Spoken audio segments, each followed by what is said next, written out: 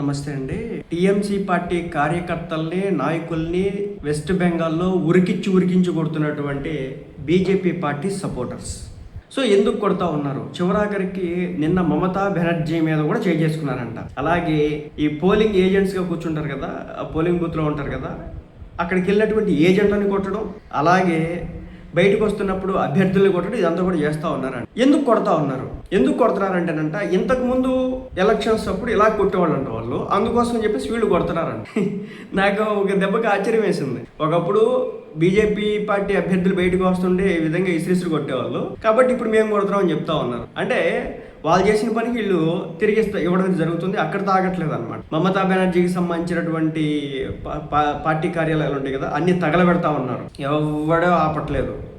అసలు out of కంట్రోల్లో ఉన్నట్టు కనిపిస్తూ ఉంది వెస్ట్ బెంగాల్ చూస్తూ ఉంటే. సరే, ఇది మంచి పరిణామం అంటే కాదు, కానీ ముళ్ళని ముళ్ళుతోనే తీయాలనే నానుడు కూడా ఒకటి ఉంది. ఈ రోజుని వీళ్ళు రూపాయి చేస్తే, మొన్నటి వరకు వాళ్ళు రూపాయి చేస్తే ఈ రోజు ₹2 చేసి చూపిస్తా ఉన్నారు. కానీ ఇక్కడ గుర్తుపెట్టుకోండి, నార్మల్ పీపుల్ బీజేపీని నమ్మింది డెవలప్మెంట్ కోసం. అక్కడ వాళ్ళ మీద తీసుకోవాలంటే వాళ్ళు చేసినటువంటి బొక్కలు చాలా ఉండుంటాయి. ఈ 15 సంవత్సరాల్లో ప్రతి దానికి కేసు పెట్టి బొక్కలు అయ్యేది. కాబట్టి ఏదైనా వెళ్తే లీగల్గా వెళ్ళండి, అంతేగాని ఇలా చేసి వేరే రాష్ట్రాల్లో పలచన అవ్వద్దు బీజేపీ. దీనివల్ల ఏమవుతుందంటే, బీజేపీ వస్తే కనుక ఇలాంటి గోండాగిరి పెరుగుతుందనే ఒక అపవాదం మోసుకోవాల్సి ఉంటుంది కొంతమంది చేసేటువంటి పనుల కారణంగా. సో నేను చివరిగా చెప్పేది ఏంటంటే, సౌత్ స్టేట్స్లో బీజేపీకి అనుకున్నంత నెంబర్ లేదు.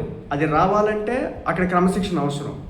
అది వస్తేనే ఇక్కడ అవుతుంది. వాళ్ళు ఏదో పని చేశారు కాబట్టి మేము కూడా చేస్తామంటే, రేపొద్దున ఈ రోజున ఆ టీఎంసీ ఏదైతే చేసినారో సేమ్ రేపొద్దున అదే జరగబోతూ ఉంటుంది. 15 సంవత్సరాల క్రితం ఏమీ లేనటువంటి పార్టీ ఈరోజు 200 పైగా స్థానాలు తెచ్చుకుందంటే అర్థం చేసుకోండి ఎంత కష్టపడిందో. దయచేసి దాన్ని నిర్వీర్యం చేసే ప్రయత్నం చేయకండి. ఇప్పుడు వెస్ట్ బెంగాల్లో డెవలప్మెంట్ ఇంపార్టెంట్, మోడీ ఆ పని మీద ఉన్నారు. దయచేసి సపోర్ట్ చేసే ప్రయత్నం అయితే చేయండి.